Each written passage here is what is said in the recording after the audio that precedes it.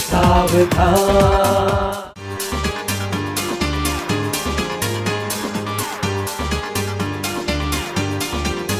उम्र देखे नहीं, जात पूछे नहीं, प्यार में फिर भी है मुश्किलें नित नहीं। हो गए कुछ बड़ा, कुछ हुए कत्लेआम, प्यार में सावधान।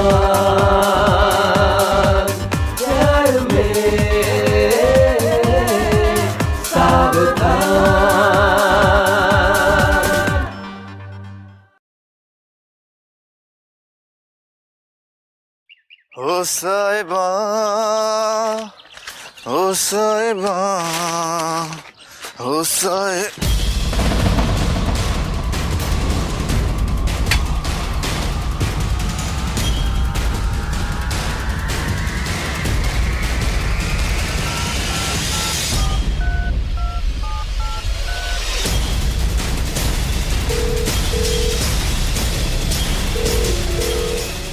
Hello, police station. चलिए, हटिए हटिए हटिए हटिए।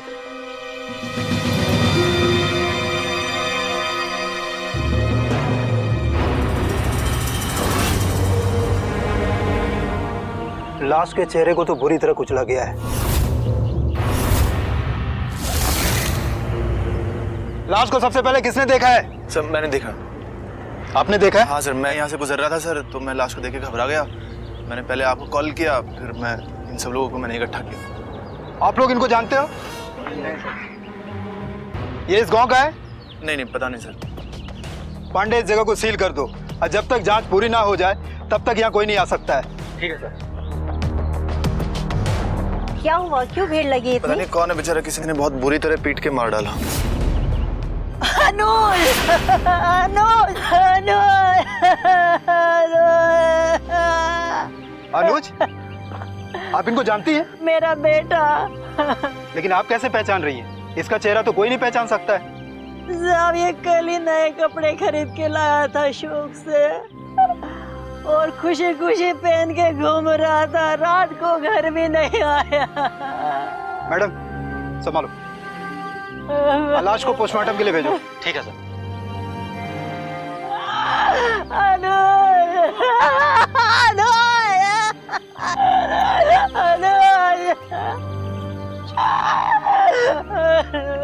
हेलो, हाँ, एम्बुलेंस भिजवा दीजिए। चलो तुम लोग निकलो यहाँ से।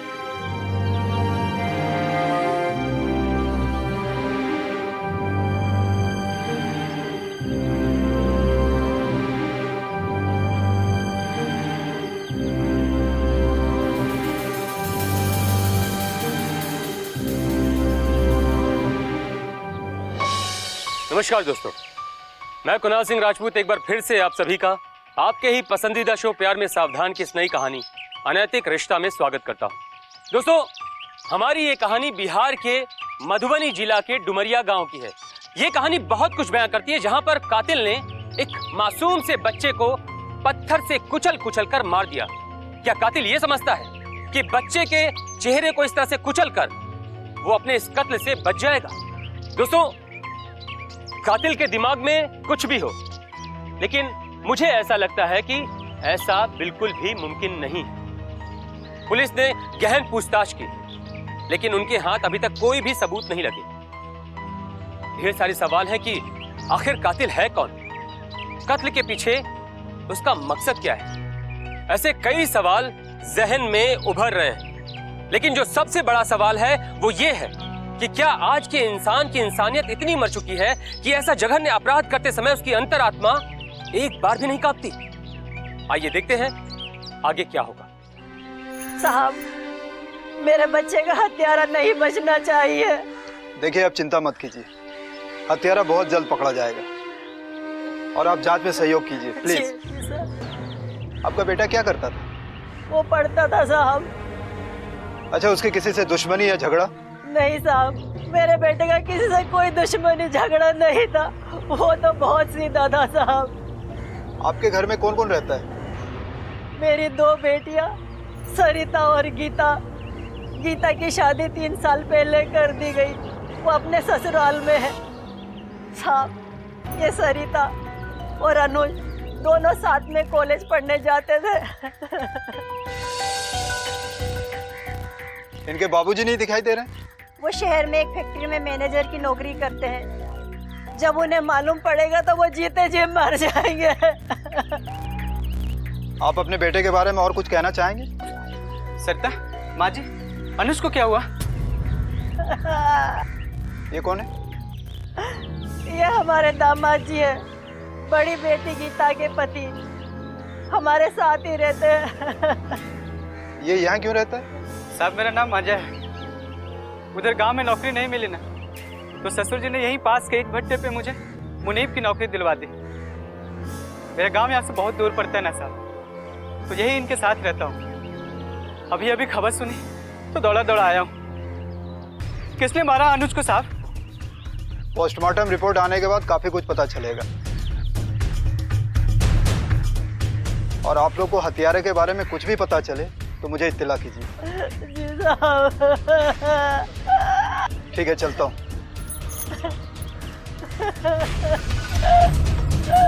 रुकिए रुकिए साहब, आपको इस केस के बारे में मुझे कुछ बताना है। बोलो। साहब, लक्ष्मी उसकी माँ है और हर माँ को उसका बेटा पाक साफ ही नजर आता है। अरे खुल के बोलो, क्या बोलना चाहते हो? साहब, अनुज और उसके दोस्तों में बहुत सारे ऐब हैं। नशा करना, जुआ खेलना और न जाने क्या क्या ऐब हैं साहब। साहब, कभी कभी तो नशा इतना ज्यादा हो जाता था कि उसकी माँ और उसके जीजा उसको नशे की हालत में उठा के लाते थे, और ये बात पूरा गांव जानता है। अगर मान लो वो नशा करता है, लेकिन कोई उसका मर्डर क्यों करेगा? साहब, वही तो बता रहा हूँ मैं। मेरा नाम किसी के सामने मत लीजिएगा। पिछले महीने ही उसके दोस्त समीर का उससे खूब झगड़ा हुआ था, पता नहीं किस बात को लेकर। हो सके तो ये बात आपकी शायद मदद करे, इसलिए मैंने आपको बता दिया। पांडे, इस समीर को कल थाने लेके आओ। ठीक है सर। तुम्हारा नाम क्या है? सर, समीर। तुम्हारी और अनुज के बीच कितनी गहरी दोस्ती थी? सर, वो मेरा जिगरी यार था। हम दोनों एक दूसरे के ऊपर जान छिड़कते थे। जान छिड़कते थे या जान के दुश्मन थे? ये क्या कर रहे हैं सर आप? मैं और अनुज का खून करूंगा? नहीं सर, ऐसा मैं सोच भी नहीं सकता हूँ। पिछले महीने तुम दोनों आपस में क्यों झगड़े थे? सर, वो तो सर दोस्ती में कभी कभी होती रहती है। लेकिन ये झगड़ा आम झगड़ा नहीं था। खैर, मैं बता देता हूं। इसका कारण सरिता है। Am I right? सरिता के साथ तुम्हारा क्या चक्कर है? सर, वो मेरी क्लासमेट है। सिर्फ क्लासमेट? मैं समझा नहीं सर। समझा नहीं या बताना नहीं चाहता है? क्या रिश्ता है सरिता के साथ तुम्हारा? सर, सब कुछ नहीं बता सकता सर। बता नहीं सकता है? नहीं बता सकता है? नहीं बता सकता, नहीं बता सर, बता नहीं सकता। सर, बता दो सर, बता दो सर, बता दो सर, बता दो सर। वो बोल। मैं और सरिता बचपन से साथ में पढ़ते हैं। वो अनुज हमसे 2 क्लास पीछे था। हम सब साथ में कॉलेज जाते थे। फिर कुछ दिन पहले मुझे लगा कि सरिता की नज़रों में दोस्ती के भाव के साथ साथ प्यार भी उमड़ने लगा। वो किसी न किसी बहाने मुझे छूने की कोशिश करती थी, और फिर मैं कब उसके प्यार में डूब गया मुझे पता नहीं चला। हाय समीर। हाय। अरे, आज अनुज नहीं आया? नहीं, उसकी तबीयत ठीक नहीं है। चलो, अच्छा हुआ। क्या अच्छा हुआ? ज्यादा भोले मत बनो, जैसे तुम कुछ समझते ही नहीं हो। अरे, ये क्या कर रही हो तुम? अरे, तुम्हारे हाथों की मजबूती नाप रही हूँ। नहीं, ये तुम्हारे इरादे मुझे कुछ ठीक नहीं लग रहा है। तुमने बिल्कुल सही कहा है। आज हम दोनों कॉलेज नहीं जाएंगे और यहीं आसपास घूमेंगे। देखो सरिता, ये ठीक नहीं है। किसी ने देख लिया तो बहुत बड़ी मुसीबत हो जाएगी। अरे, कुछ मुसीबत नहीं होगी, चलो तुम। अरे, ये ठीक नहीं, कोई देख लेगा तो बहुत बड़ी मुसीबत हो जाएगी। कुछ गड़बड़ नहीं होगी, चलो। आ जाओ। दोस्तों 16-17 साल के बच्चों की एक कच्ची उम्र एक बहाव की तरह होती है।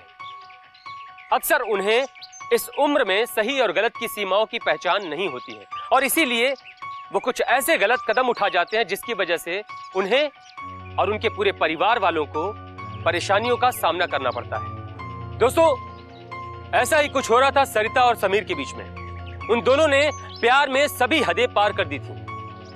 उन दोनों का ये प्यार परवान चढ़ता जा रहा था। मैं आपसे पूछ रहा हूं क्या होगा उनके इस प्यार का अंजाम? दोस्तों क्या सरिता और समीर के घर वालों में से किसी को उनके इस प्यार के बारे में पता चल जाएगा? क्या सरिता की पढ़ाई छुड़वा दी जाएगी? क्या अनुज को उनके इस प्यार के बारे में पता चल चुका था जिसकी वजह से उस बेचारे को, उस मासूम को अपनी जान गंवानी पड़ी? देखते रहिए और बने रहिए हमारे साथ। आस्तीन के सब यही दोस्ती है तुम्हारी दोस्त की बहन के साथ? अनुज रुक जा।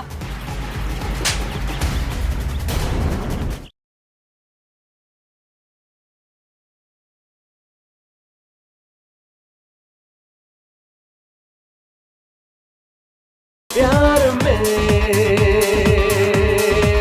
सावधान। सरिता,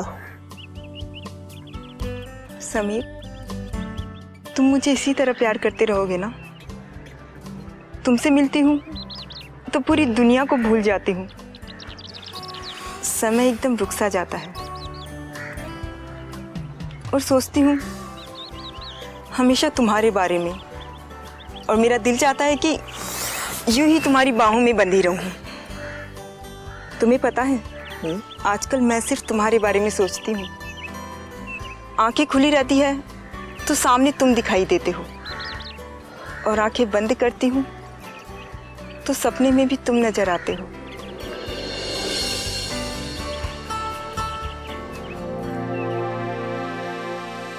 तुम कुछ बोल क्यों नहीं रहे? सरिता, यूं ही कब तक हम छुप छुप के मिलते रहेंगे? अगर अनुज और घर में से किसी को ही पता चल जाएगा तो अनुज कैसा रिएक्ट करेगा कुछ समझ नहीं आता। सरिता, मैं अपने दोस्त को नहीं छोड़ सकता हूँ। और मुझे छोड़ सकते हो? ओ प्लीज, मैं तुम्हारे बिना नहीं रह सकता हूँ। बस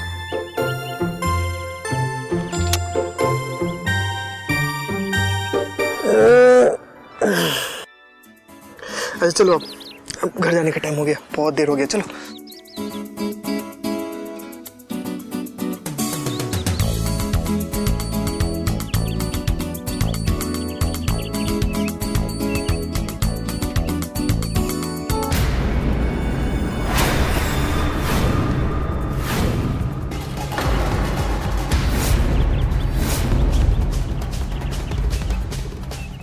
आस्तीन के सब यही दोस्ती है तुम्हारी दोस्त की बहन के साथ? अनुज रुक जा। अनुज, अनुज मुझे माफ कर दे भाई। मैं ऐसा कभी नहीं करूंगा फिर से। मैं सरिता के साथ आज के बाद ऐसा कोई काम नहीं करूंगा। अनुज प्लीज मुझे एक मौका दे दे। समीर, आज के बाद अगर तू मुझे देख गया ना इसके साथ ऐसी वैसी बात करते हुए, मैं क्या करूंगा तू सपने में भी नहीं सोच सकता। अनुज, चल। अनुज मेरी बात तो सुन। अनुज मेरी बात तो सुन। अनुज मेरी बात सुन।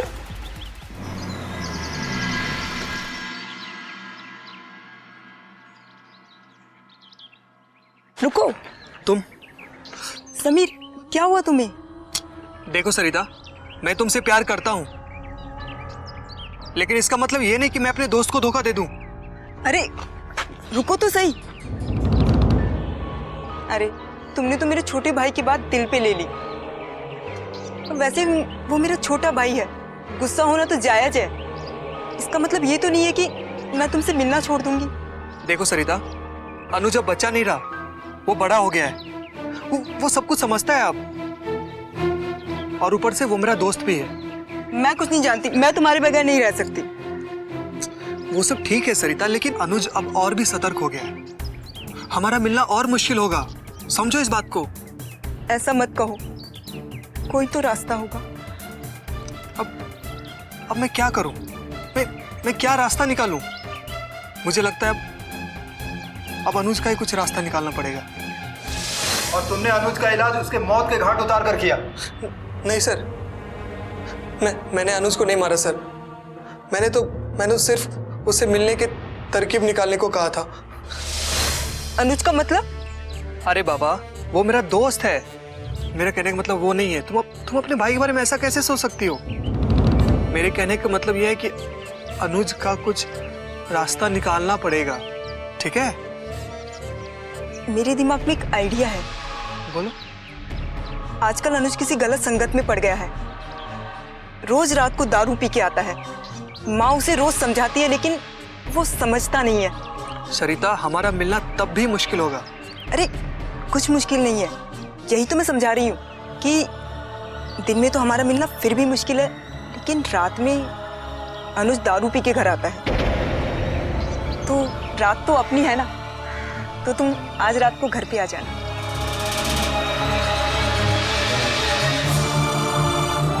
बात बाकी होना है जो हो जाने दो।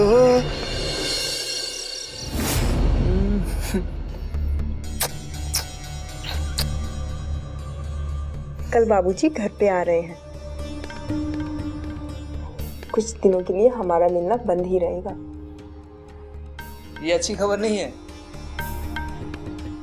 वैसे कब तक रहने वाले हैं ससुर जी घर पे? बाबूजी की थोड़ी तबीयत खराब है, जैसी तबीयत ठीक होगी चले जाएंगे। क्या हुआ उनके तबीयत को? बाबूजी को मलेरिया हो गया था, इस कारण थोड़ी शरीर में कमजोरी आ गई। थोड़ा आराम करेंगे और फिर चले जाएंगे। ठीक है। तुम बाबूजी से मेरी कॉलेज की पढ़ाई के बारे में कब बात करोगे? जल्दी करेंगे। अंकल जी को पता है कि मैं एक होनहार लड़का हूँ और वो मेरी बात को कभी मना नहीं करेंगे, ठीक है? उसके बाद हमें कोई अलग नहीं कर सकता। सुनो, तुम एग्जाम में अच्छे नंबर लेके आओ। ओके माय लव, वो तुम मुझ पे छोड़ दो। तब तक यू ही एंजॉय।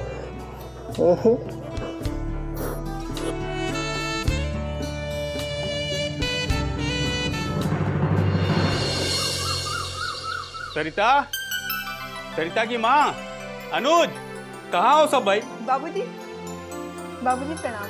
जीती रहो बेटा। सब लोग कहाँ हैं? बाबूजी माँ पड़ोस में गई है, दिनेश चाचू के लड़का हुआ है। ये तो अच्छी खबर है। जाओ अपनी माँ को बुला के लेके आओ। ठीक है बाबूजी, मैं बुला के लाती हूँ।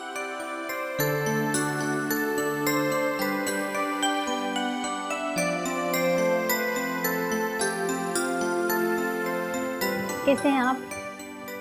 ठीक हूँ। आपकी तबीयत?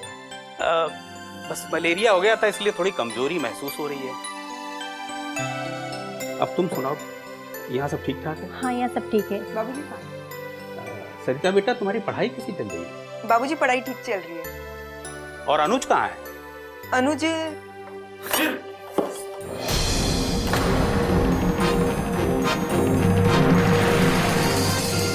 अनुज, तुमने शराब पी रखी है? नमस्ते बाबूजी। अनुज, लक्ष्मी, ये क्या है? मुझे नहीं मालूम। कब से चल रहा है सब? यही 2-4 महीने से। सरिता, इसकी पढ़ाई कैसी चल रही है? बाबूजी पढ़ाई ठीक ही चल रही है। क्या खाक ठीक चल रही होगी? जब इस उम्र में ये दारू पी रहा है तो क्या पढ़ता होगा और क्या लिखता होगा? अच्छा एक बात बताओ, कहीं समीर भी तो नहीं पीने लगा? नहीं बाबूजी, समीर तो बहुत अच्छा लड़का है। जानता हूं मैं। देखना तुम, समीर एक दिन बहुत बड़ा आदमी बनेगा।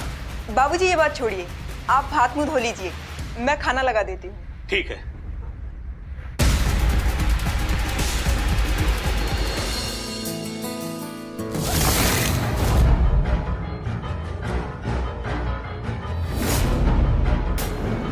बेवफा लड़की।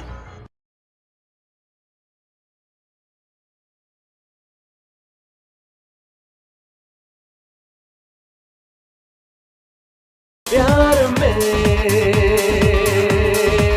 सावधान।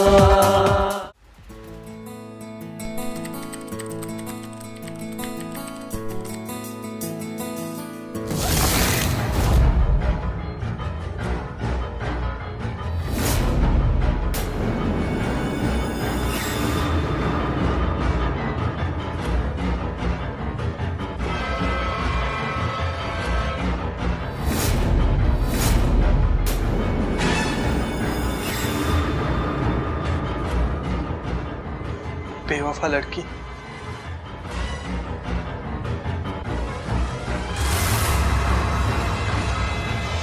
सुनो समीर, तुम उखड़े उखड़े से क्यों हो? तुम मुझे इग्नोर क्यों कर रहे हो? देखो, मुझे तुमसे कोई बात नहीं करनी है। सुनो, अरे मैंने ऐसा क्या किया? सब ठीक तो है ना? देखो, मैंने कहा ना कि तुमसे मुझे कोई बात नहीं करनी है। तुम दफा हो जाओ यहाँ से। तुम दफा हो जाओ।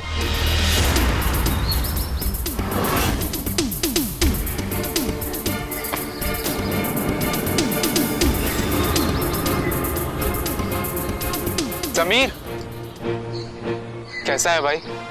ठीक हूँ यार, आज मुझे यकीन हो गया तू ही मेरा सच्चा दोस्त है यार। समीर, वैसे तूने अभी सरिता को धक्का क्यों मारा? भाई, एक बात बोलूं, बुरा तो नहीं मानेगा?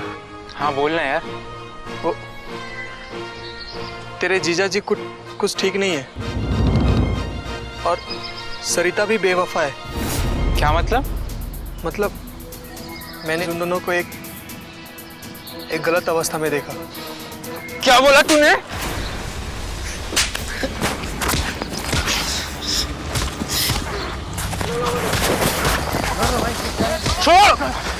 छोड़, मेरे जीजा जी के बारे में गलत बोलता है। छोड़ूंगा नहीं तुझे, मार डालूंगा। मेरे जीजा जी के बारे में गलत बोलता है तू। छोड़ूंगा नहीं तुझको। मैंने कुछ गलत नहीं बोला अनुज। तेरे हाथ पांव तोड़ दूंगा मैं। सर, वो दिन और आज का दिन, मैं ना तो सरिता से मिला और ना ही अनुज से। कहानी तुम्हारी अच्छी है। तुम सोचते हो कि सरिता और उसके जीजा की कहानी सुनाकर तुम बच जाओगे, ये तुम्हारी गलतफहमी है। नहीं सर, मैं सच कह रहा हूँ सर। मैं तो 10 दिन से गांव में भी नहीं था। वो सब तो हम पता कर लेंगे। और हाँ, जब हम बुलाएं तुम चले आना। जी जा जी सर। पांडे, ये केस जितना आसान है उतना ही पेचीदा हो रहा है। आखिर सरिता के जीजा का इस केस में क्या चक्कर है, समझ में नहीं आ रहा है। दोस्तों, पुलिस जिस केस को आसान मानकर चल रही थी, अब वो केस उतना ही उलझना शुरू हो गया है। क्या समीर सच बोल रहा है या सिर्फ अपने आप को बचाने के लिए कोई मनगढ़ंत कहानी बना रहा है? दोस्तों, अगर हम ये माने कि समीर सच बोल रहा है, तो ये भी मानना मुश्किल नहीं होगा कि सरिता को प्यार की नहीं बल्कि जिस्म की भूख है, और ऐसे में इंसान का अंधा होना लाजमी है। तो हम क्या माने? आखिर कातिल है कौन? सरिता, समीर या फिर उसका जीजा? दोस्तों, क्या हमारी इस कहानी में अभी भी कोई चौंका देने वाला मोड़ आने वाला है? इन सभी बातों से पर्दा उठेगा, लेकिन हमारी इस कहानी के दूसरे और अंतिम भाग में। तब तक के लिए मैं कुणाल सिंह राजपूत आप सबसे इजाजत लेता हूं। जिंदगी बिताए प्यार में और रहे प्यार में सावधान। जय हिंद। तुम्हारा और तुम्हारे जीजा जी की जो कहानी है वो सुनाओ, जो पूरे गांव में चर्चा का विषय है। तुम्हारी जुबान से सुनना है मुझे, बताओ। सर, समीर मौका पाते ही मुझे पार्क में ले जाता था। एक दिन जीजा जी ने मुझे और समीर को पार्क में देख लिया और उसने मुझे मजबूर किया शारीरिक संबंध बनाने के लिए।